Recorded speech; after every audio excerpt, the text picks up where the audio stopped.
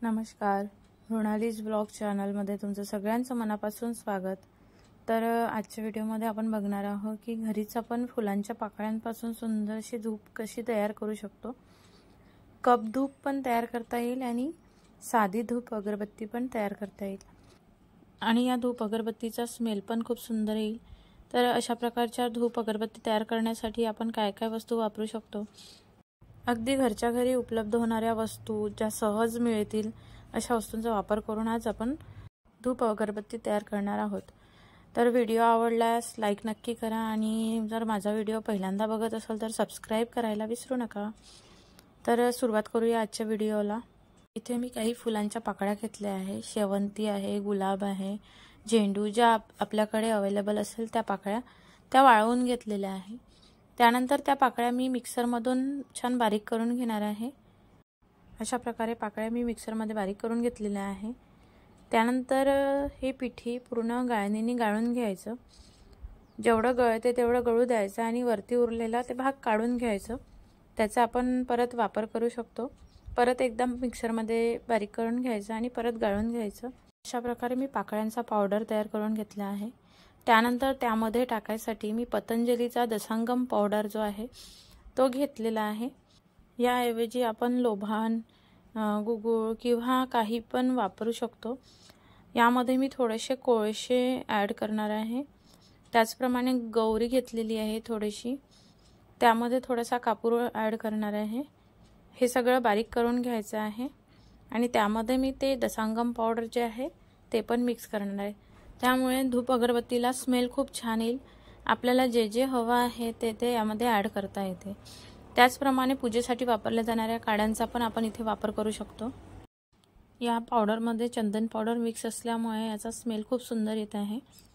तर तो पण मी थोडासा ॲड केलेला आहे आणि हे सगळं मी मिक्सरमध्ये बारीक करून परत गाळणीने गाळून घेणार आहे। अशा प्रकारे छान याची पण पिठी तयार करून त्या फुलांच्या पाकळ्यांमध्ये हे सगळं मी ॲड करणार आहे। अशा प्रकारे पिठी करून झालेली आहे आणि ती पण त्याच्यामध्ये थोडीशी गाळून घेत आहे। हे दोन्ही पावडर मी एकत्र करून घेत आहे। त्यानंतर ते भिजवायसाठी आपण त्यामध्ये 2-3 चमचे पहिले तूप टाकायचं आणि त्यानंतर थोडंसं तेल टाकायचं। थोडासा ओलसरपणा येतपर्यंत तेल पण घालायचं।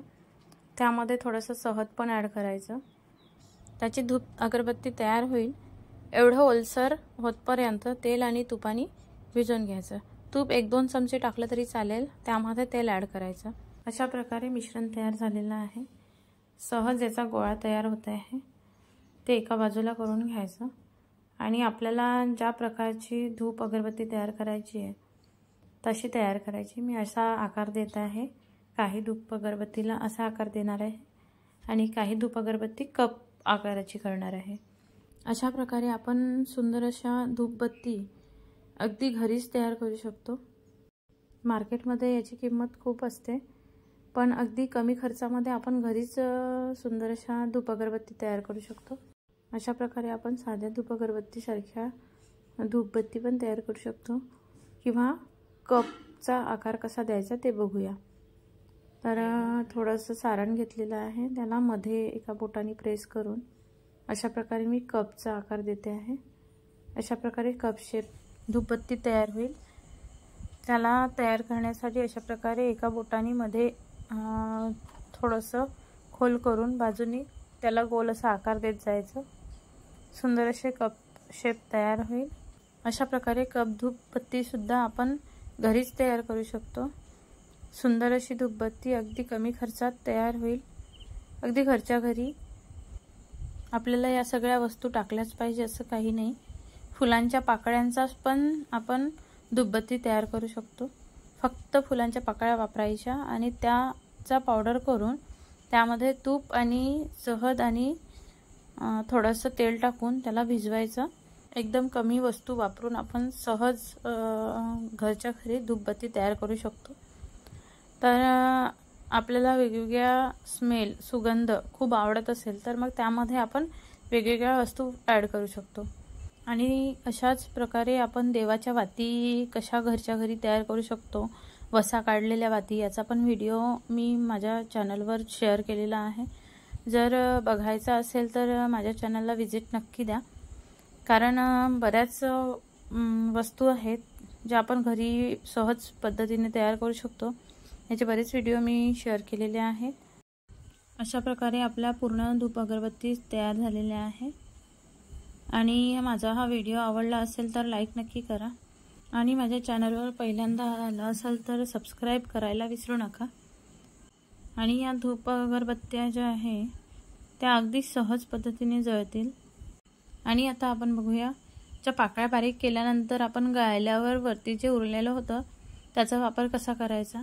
मी हे जे कप तयार केलेले आहे त्यामध्ये ते थोडंसं टाकणार आहे आणि त्यावर कापूर ठेवून त्याला जाळणार आहे।